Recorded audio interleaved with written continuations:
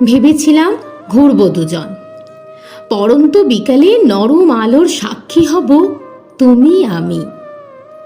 একটু হয়তো হবে হাতের ছোঁয়া, কখনো একটু চোখের ধাক্কা,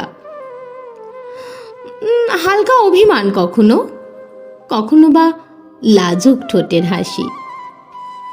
ট্রাম লাইনে হেঁটে যাব, হাঁটবো একটু বইয়ের পাড়ায়, একটু না হয় কফি হাউসে বসবো, কিংবা ছুঁয়ে দেখব ঐতিহ্যবাহী সেই হাওড়া ব্রিজের অস্তিত্ব। একটু না হয় বায়না করব, একটু প্রাণ খুলে হাসবো তোমার সাথে।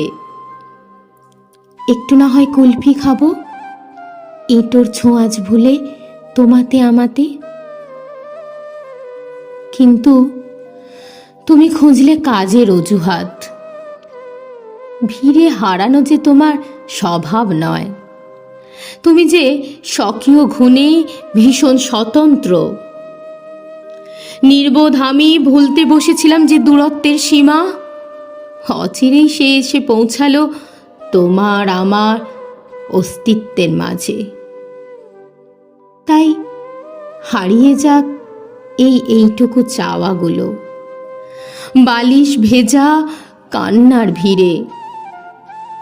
ভালোবাসা সে তো নীরব অনুভূতি, চুপিসারে রয়ে যাবে গভীর সে অন্তরে। ভালোবাসা সে তো নীরব অনুভূতি, চুপিসারেই রয়ে যাবে গভীর সে অন্তরে।